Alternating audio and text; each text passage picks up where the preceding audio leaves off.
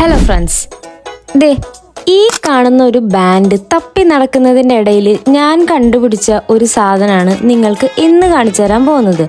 മറ്റൊന്നുമല്ല, ഇൻസ്റ്റയിലും യൂട്യൂബിലൊക്കെ ഭയങ്കര വൈറൽ ആയിക്കൊണ്ടിരിക്കുന്ന, അല്ലെങ്കിൽ ഓൾമോസ്റ്റ് ഇപ്പോൾ എല്ലാവർക്കും ട്രെൻഡ് മനസ്സിലായിട്ടുള്ളൊരു ബാങ്കിളാണ് ഇത്.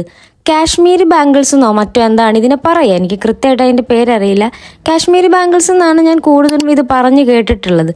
അധികം വളകളും മാലകളും കമ്മലുകളും ഒന്നും ഉപയോഗിക്കില്ലെങ്കിലും ഇതൊക്കെ ആവശ്യത്തിലധികം എൻ്റെ കയ്യിൽ സ്റ്റോക്ക് ഉണ്ട്. എന്തെങ്കിലും അത്യാവശ്യ ഘട്ടങ്ങളിൽ മാത്രമേ ഇത് പുറത്തിറക്കാറുള്ളൂ എന്ന് മാത്രം. അപ്പം ഈ കാശ്മീരി ബാംഗിൾസ് പെയർ ചെയ്യാൻ പറ്റുന്ന വളകൾ എൻ്റെ കയ്യിലുണ്ടോ എന്നാണ് ഞാൻ ഈ പരതിക്കൊണ്ടിരിക്കുന്നത്.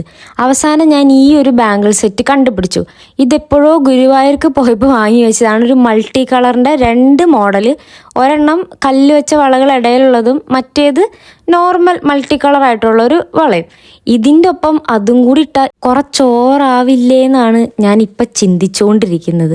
പക്ഷെ ഇട്ട് വന്നപ്പം കുഴപ്പമില്ല. ഈ നോർത്ത് ഇന്ത്യൻ സ്റ്റൈലിലുള്ള സീരിയലുകളിലും സിനിമയിലൊക്കെ കണ്ടിട്ടില്ലേ, അവർ യൂസ് ചെയ്യുന്ന ഹെവി ബാംഗിൾസിൻ്റെ ചെറിയൊരു കട്ട്. ഇത് ഭംഗിയുണ്ട്, എനിക്കിഷ്ടപ്പെട്ടു.